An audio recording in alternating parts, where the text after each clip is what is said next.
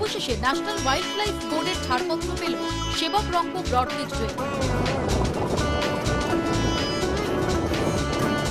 ৪৫ kilometre দীর্ঘ রেলপথে ৮৫% যাবে মাটির তলা দিয়ে, থাকবে ১৪টি টানেল ও ২৮টি ব্রিজ।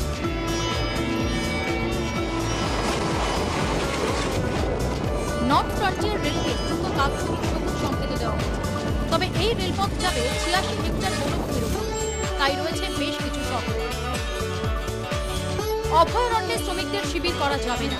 টানেল সুরক্ষিত করতে হবে যাতে বন্যপ্রাণী ঢুকতে না পারে।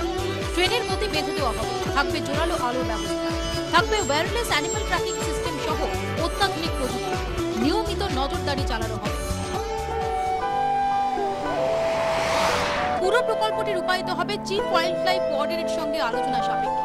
সিকিমের সঙ্গে রাজ্যের যোগাযোগ ব্যবস্থা সুগম হবে বলে এই রেলপথকে আগেই ছাড়পত্র দিয়েছিল স্টেট ওয়াইল্ড লাইফ বোর্ড। তবে এই রেলপথের একটা বড় অংশই যাবে মহানন্দা অভয়ারণ্যের মধ্যে দিয়ে। তাই অভয়ারণ্যে বন্যপ্রাণীদের সুরক্ষা নিয়ে উদ্বিগ্ন পশুপ্রেমীরা। নিউ জলপাইগুড়ি আলিপুরদুয়ার রেলপথ ইতিমধ্যেই হাতিদের মৃত্যু ফাঁদ হয়ে উঠেছে। ট্রেনের স্পিড বেঁধে দেওয়ার পরও আটকানো যায়নি দুর্ঘটনা। ২০০৪-এ new Jalpaiguri Alipurduar rail line metre gauge থেকে ব্রড গেজে পরিবর্তিত হয়, আর তারপর মৃত্যু হয়েছে ৫৫টি হাতির। সেবক রংপুর রেলপথ যাবে ৮৬ হেক্টর বনভূমির মধ্যে দিয়ে। সেই পথে পড়ছে বেশ কয়েকটি এলিফ্যান্ট করিডোরও।